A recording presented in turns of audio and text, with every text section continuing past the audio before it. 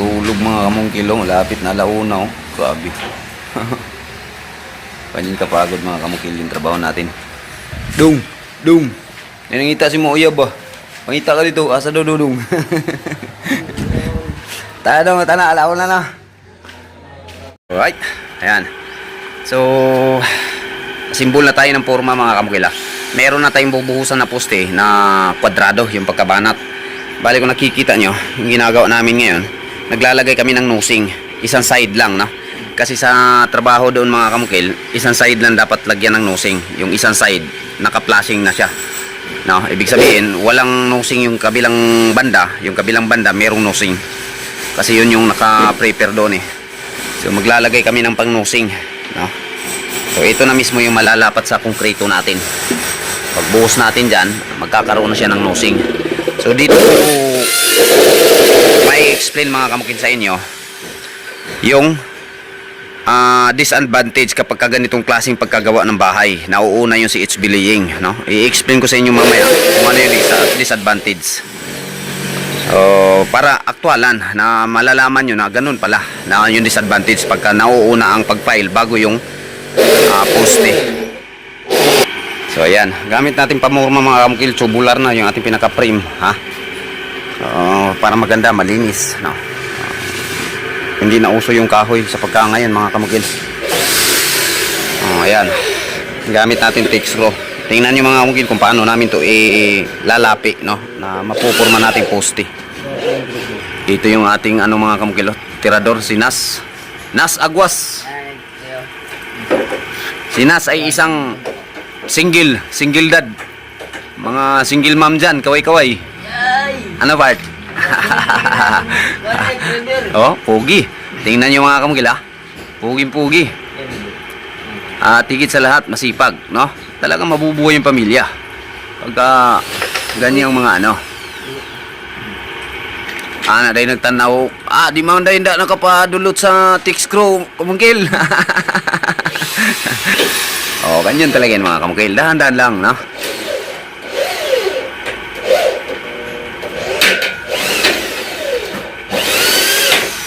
Okay, ayan, baliktad kay Harold. Yun na, yun ganito lang yung ginagamit namin mga kamukil o ginagawa. Guniti lang ng kuwan Kuya Harold. Ganito lang mga kamukil pagkagawa. So didikit nyo lang yung mga tubular na yan. Pantay dia. Tupong dia. Nas, tupong. Tana, okay na dia. Gunitan na gusto nga Okay, birahi dia. Ganito lang mga kamukil no? Yung pagkabanat natin.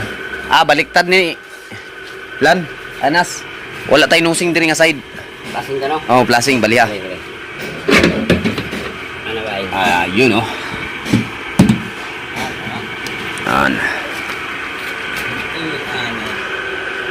So ganito lang, kasimple mga kamukil kapag tubular, ang linis, no? At ilang bisis nating magagamit hanggang matapos yung project mga kamukil. Ano yan?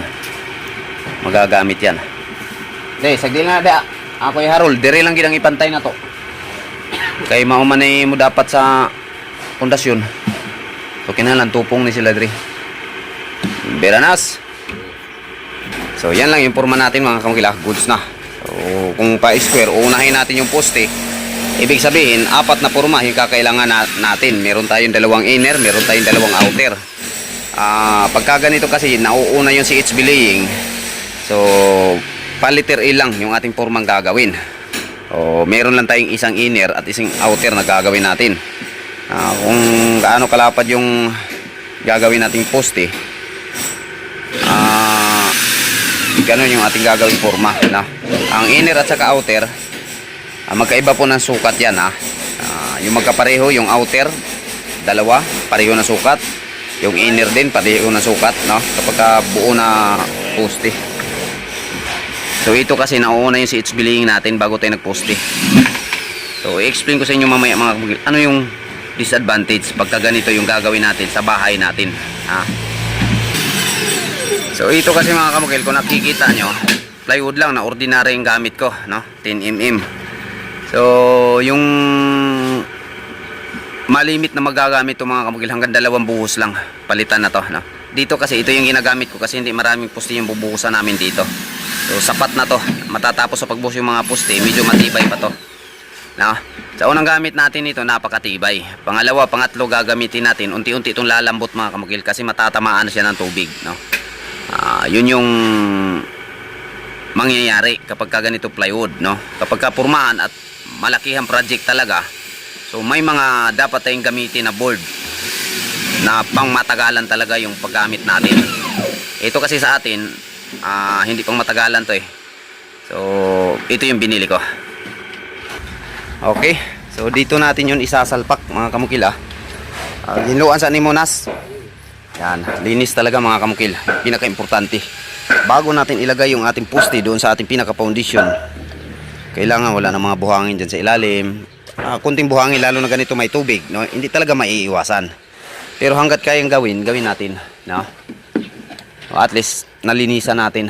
So yung kapit ng ating ibubuhos dito sa ating foundation, sigurado tayong nakakapit siya ng maayos, hindi buhangin yung kinakapitan. So si Nas yung nakatuka dito.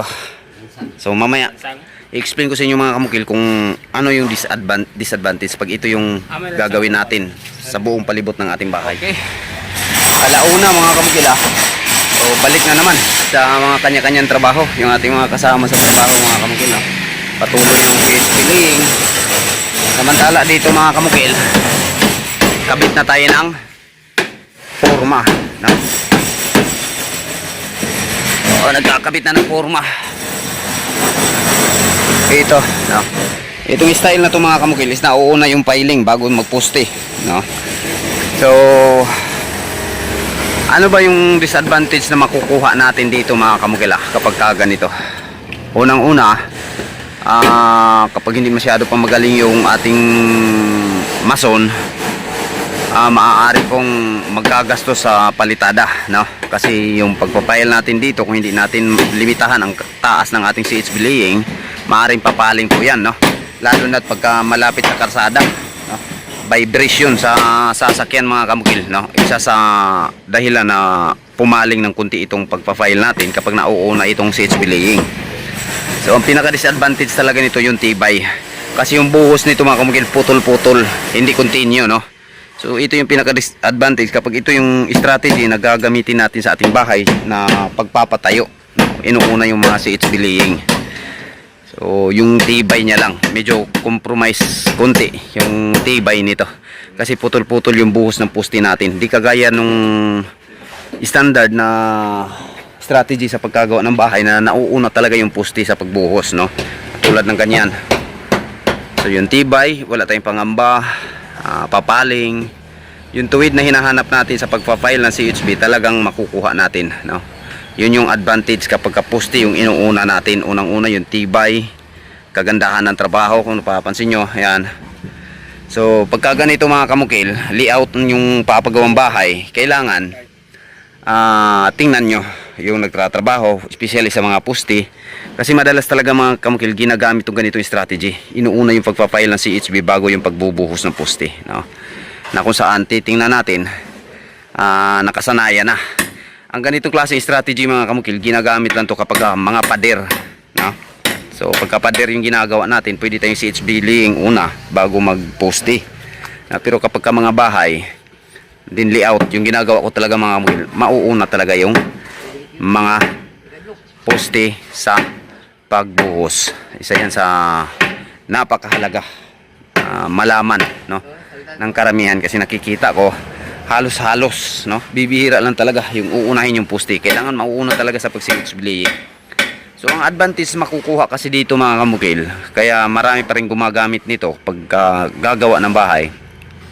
Unang-una yung forma, tipid sa forma, yung mga ganito, tipid sa forma. Yun lang yung nakikita kong advantage na makukuha natin kapag ganito yung gagawin natin. Tipid sa forma, sa mga brace niya, nakakatipid tayo doon kasi hindi masyado maraming brace to. Kapag poste kasi una natin mga kamukil, panigurado gagastusan talaga natin sa forma, sa mga bridging, no? So yan lang. Isa na kapagbigay tayo ng idea mga kamukil sa inyo, no? Kahit kukunti lang, at least malalaman nyo yung mga simpleng bagay na kailangan nyong malaman ukol po sa paggagawa ng bahay. Halimbawa, itong poste, no? Ano yung mga importante at mahalaga na gawin, no?